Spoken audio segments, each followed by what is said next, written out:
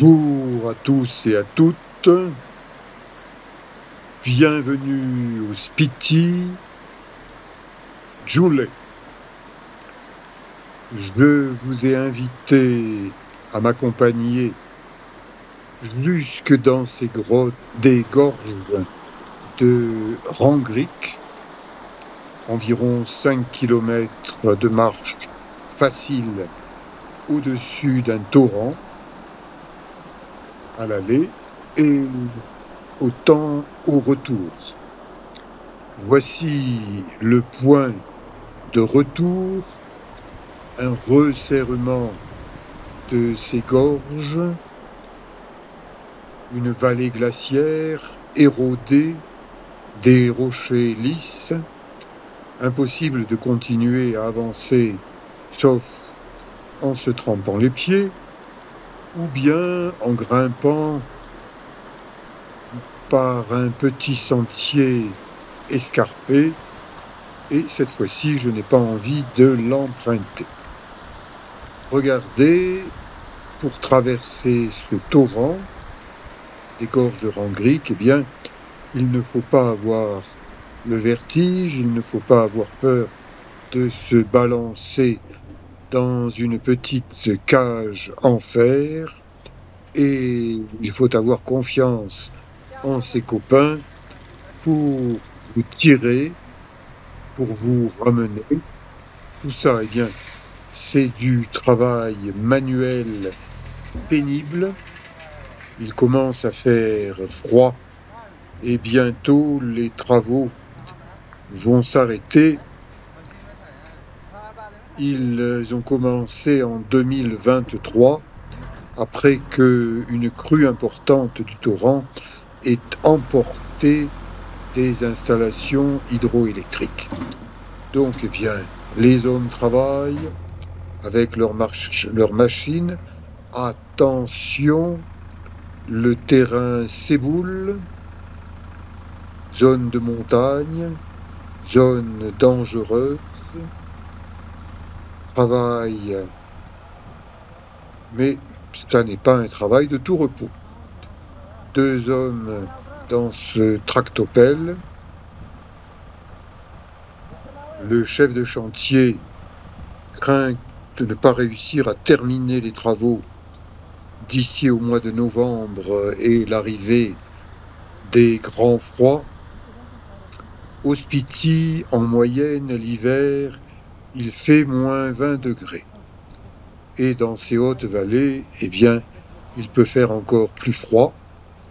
Donc, circulation impossible. Une petite cabane de chantier, un grand arbre, des falaises, un décor de cinéma, pourtant un décor bien réel, où les hommes travaillent, parce que sans électricité, eh bien aujourd'hui, on ne fait plus rien. Donc, il faut entretenir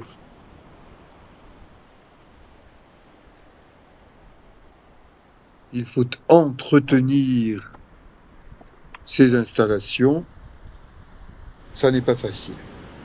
Allez, nous rentrons. Je suis accompagné par Tenzin Zangpo, un étudiant qui rêve de devenir prof de maths, et il n'aime pas que je le traite de city boy.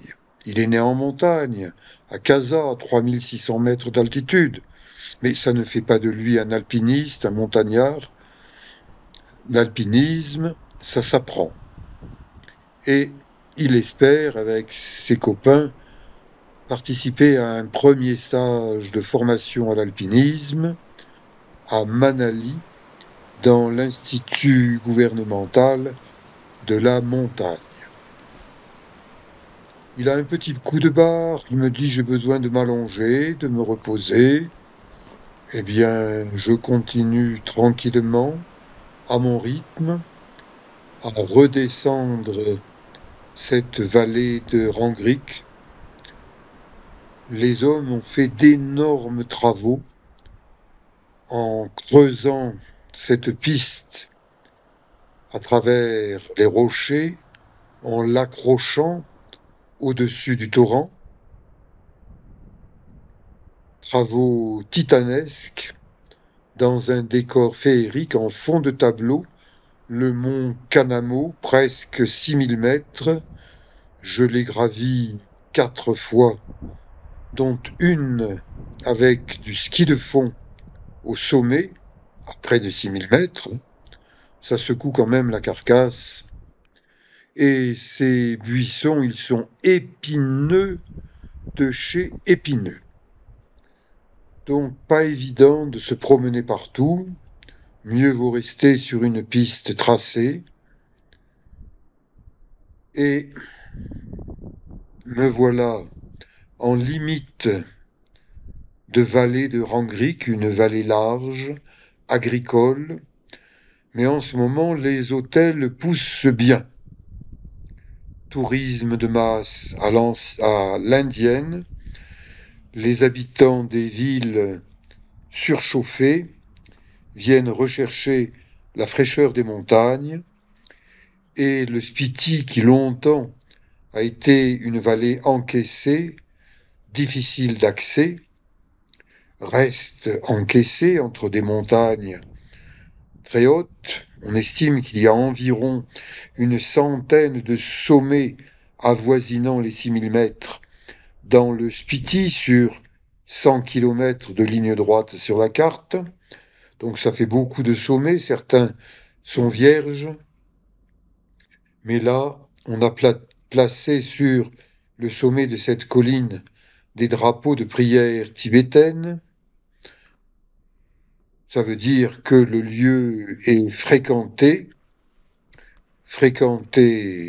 pas forcément par des gens bien, parce que ceux qui ont laissé ici leur bouteille d'alcool, eh bien, je pense que dans une prochaine vie, ils risquent fort d'être réincarnés en chien aboyeur, en chien des rues, chien sans domicile, à Casa. Et s'il y a autant de chiens de rue que ce que j'ai vu de bouteilles d'alcool abandonnées dans les montagnes, eh bien je me dis que ma théorie, elle a de quoi faire réfléchir, mais elle ne plaît pas aux habitants de Casa. On peut monter jusque cette colline en voiture, en taxi, et ensuite, eh bien, on descend par un escalier bétonné jusqu'à ce qui était, il n'y a pas si longtemps que ça, une grotte avec un ermite. Et bien maintenant, on descend tranquillement et la grotte a été cimentée pour qu'un moine puisse y vivre. Mais je ne ressens absolument plus aucune vibration positive dans ce secteur bétonné. Pourtant, la vue est magnifique, ça incite à la réflexion, à la méditation, mais méditer dans le béton, dans le ciment, à mon avis, c'est moins bien que de méditer dans une grotte naturelle. Donc, quelqu'un vit ici, quelqu'un prie ici, et moi, avec ma petite caméra GoPro, je vous montre ce que je vois. Mon assistant Tenzing Zangpo pénètre dans cette pièce cimentée. Je n'ai aucune envie d'y rentrer. Je me contente de filmer l'extérieur. Petite pièce serrée. Et je me demande si Hitler ne serait pas passé par là. Il paraît qu'il a pris pour modèle cette croix, qui est un symbole de paix, et puis il l'a inversé, il a fait tourner dans l'autre sens. Résultat, une croix de paix s'est transformée en croix de guerre, a déclenché la Deuxième Guerre mondiale, et la Troisième Guerre mondiale nous pend au nez avec des dirigeants un peu fêlés du cerveau. les mêmes buissons épineux, rendant la progression difficile, zigzagante, quelques arbres, des terres agricoles maintenant avec de grands bâtiments, de grandes montagnes qui enserrent la vallée du Spiti. C'est encore tranquille. Là, un zoo, c'est-à-dire croisement entre une vache et un yak. Ça donne un animal plus robuste, avec des cornes plus impressionnants. Et là, eh bien, c'est impressionnant, c'est technique moderne, bétonisation à outrance. On verra. L'avenir répondra. Est-ce que ça vaut la peine de résider dans un hôtel bétonné, en plein au milieu de nulle part? Alors c'est vrai que le paysage est impressionnant, mais une fois que vous avez regardé le paysage, pris quelques selfies, eh bien il n'y a rien autour. Et en période estivale, eh bien les champs sont cultivés, donc interdiction d'y aller. Ma foi, le gouvernement a décidé de favoriser ce type de grands bâtiments, cage à lapins pour touristes venus des villes. Et comme il fait de plus en plus chaud dans les grandes villes indiennes, eh bien la classe moyenne qui a les moyens de s'offrir une voiture, de s'offrir des vacances, eh bien vient maintenant, au printemps, prendre le frais des montagnes. Le pont de Rangrick, qui enjambe la rivière Spiti, vous voyez que là, le lit de la rivière est très large, plusieurs kilomètres, qu'il y a des méandres, mais la rivière Spiti se resserre sous ce petit pont d'une vingtaine de mètres. Le courant est rapide.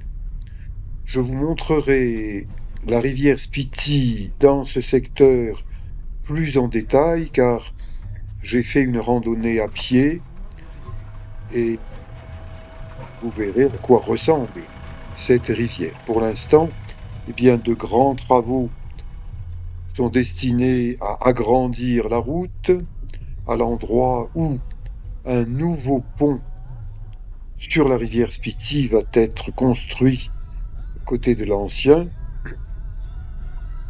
Voilà, nous avons pénétré dans Casaville, chef-lieu du Spiti, altitude de 3600 mètres, un peu plus, un peu moins suivant le quartier, environ 3000 habitants, beaucoup de nouveaux habitants, des travailleurs importés des régions pauvres de l'Inde et qui travaillent sur les routes, qui sont bons à tout faire, construire des bâtiments.